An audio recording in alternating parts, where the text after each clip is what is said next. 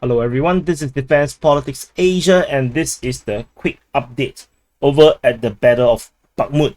So previously I mentioned that the Russian forces has been held back due to the Ukrainian counteroffensive, and finally this seems to have subsided. The situation where the Russians are unable to push forward has stopped because of Prigozhin of going for their final hoorah. But no, there's some drama and twist and turn about this.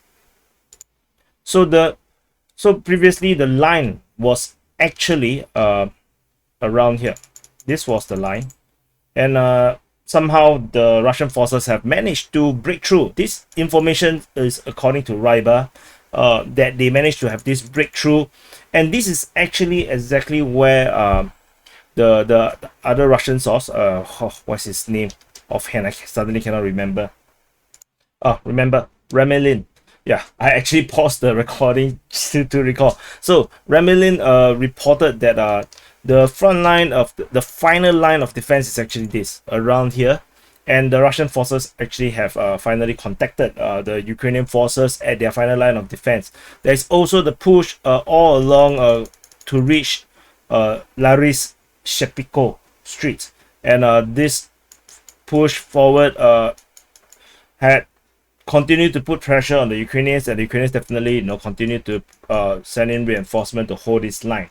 And according to Prigozhin, if you really want to believe him, he said that the Ukrainians are pulling in 400 to 600 troops a day into Bakhmut Front, and the Ukrainians are, according to him, losing just as much troops as they are bringing in.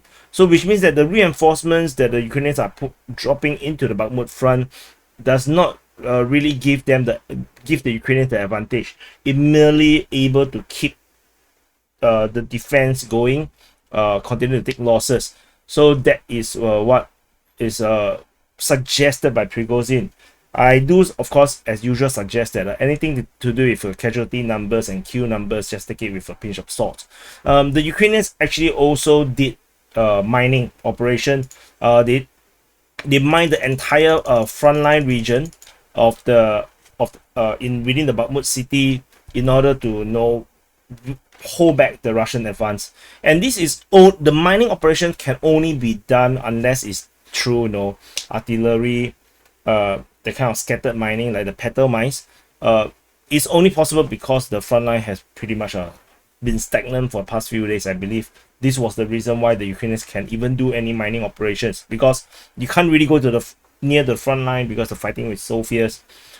Even if it's just one street away, it's going to be dangerous. So I think this is what is happening. And a geolocation of by Chris 759 has revealed that this building that was blown up by the Ukrainians is actually at this position, which means that the Russian forces have managed to push through and have some kind of a foothold of some kind of bridgehead within into the citadel area of this final stand or final fortified region of the Ukrainians.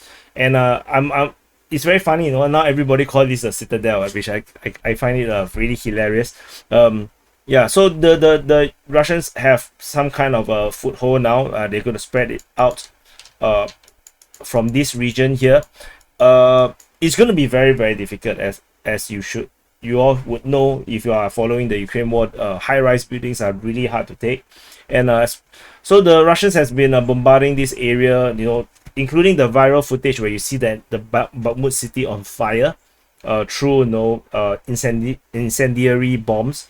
That's exactly this area here. This is where they bombed. That's where the drone footage came out from. So otherwise, the Ukrainian source, the Deep State UA, have updated their mapping, and they have considered the entire line here to be straight. It's now all straight. Previously there was some salient which they refused to concede. Now it's all straightened out. There is no more weird stuff. It's all along this road now. So but there is no breakthrough of any sort for the Russians around this area here. So that's that. And so the Wagner forces talked about in a previous update. I've mentioned that the Prigozhin, the boss of Wagner, have said that they're gonna quit Bakhmut on the 10th, and they actually sent an official letter to the Russian Defense Ministry, and they actually requested that they will be replaced by the Chechen Akhmat Special Force on the 10th. And this comes after Ramzan Kadyrov, the leader of the Chechen Republic, made that offer, and probably they have done a phone call to confirm this information. There are rumors that Chechen forces is already at Bakhmut Front, but they are not in the front line. They are in the rear. So to be ready to take over, which means this decision to withdraw on the 10th and for the Chechens to take over is actually pre-prepared, already pre-announced, not pre-announced, but communicated. So if not, then the Chechen forces is unlikely to reach the front line so quickly. And so while this is actually the latest information until in today on the 7th, just hours ago, as per this recording, that Prigozhin came out with a statement on his press service, and he said that I will just read largely what's the main point. He received a combat order from the Russian Defense Ministry, and he said that this is actually the first time the Wagner private military contractors actually received a combat order. So there is a lot of operational secret which he did not mention, as per a military order would have, but he said that the bottom line is that they will get all the ammunition and weapons that they want. So basically, anything that the Wagner wants, the Russian Defense Ministry is going to honor it. And they also confirm and guarantee to the Wagner forces that the flanks, that means the greater Bakhmut in the north and the south, will be taken care of by the Russian Defense Ministry, the Russian forces, so that they will not be encircled or cut off by the Ukrainian forces. That's what the letter say. And the Russian Defense Ministry, or particularly actually Shoigu, actually, or it could be Gerasimov, I'm not sure who's actually the one that sent the letter, say that they will be giving them Surovikin.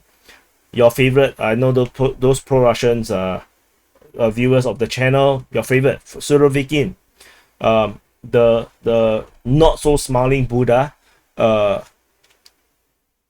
not so laughing Buddha, is going to be the person in charge of the Wagner forces in terms of the liaising between Wagner and the Russian Defense Ministry. So all divisions within the framework of the hostility of the Wagner PMC in cooperation with the MOD will be made by Surovikin. And Prigozhin making a point to say that this guy is the only general with stars that actually know how to fight. So, and on top of that, he also asked his fighters whether they want to be deployed to other formations. He want to give them an opportunity to get out of Wagner, because Wagner is fighting the most dangerous battles. So it does make sense that to ask them if they want to recommit, because of this military order, the Wagner forces is actually going to stay in Bakhmut. So as a result, he's probably giving the fighters under the Wagner forces an opportunity to leave. And so he said that none of them wanted to leave. They all scolded some vulgar language like dolphin, orange, ostrich, durian, and then they which actually means that no, they're gonna stay. So so that's the twist. It's like Hollywood drama. So I can't even tell if all this drama is real or not. It's just ridiculous.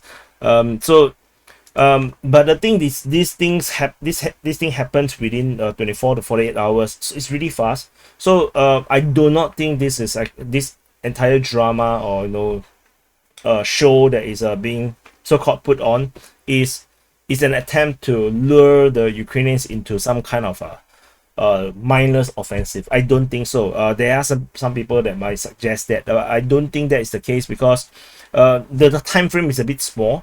So Within 2 days, Wagner decided to leave and then decided to stay. So yeah, that probably do messed up the Ukrainian plannings a bit, I guess. But not much, because if the Wagner forces is going to be replaced by the Akhmat special force, it's not going to be much difference, because the Akhmat special force is just as powerful and just as effective as the Chechen forces. So I don't see a difference in that. In Greater Bakhmut, there is a renewed offensive on the flanks, and this could actually be as a direct result of the new promise that the Russian Defense Ministry give to the Wagner forces. And as a result, the Russian forces actually go into some kind of a counter attack. They attack Budanivka, so I draw the arrow bigger, and Kromove suddenly become really difficult again. After there is no fighting in the past 2-3 days, not much fighting, and then suddenly Ivaniske is continuing to be fought over. So the fighting now suddenly got much fiercer, and probably which is why the Russian forces is now making pushes. So all this drama, take it with a pinch of salt. I have no idea whether how much you should believe in it.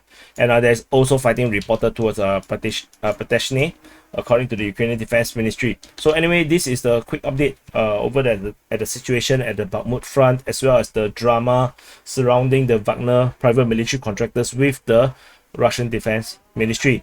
And do press the like button, subscribe if you are not subscribed yet. You must subscribe, must like, must read, must. That's the standing order, and I'll see you in the next update.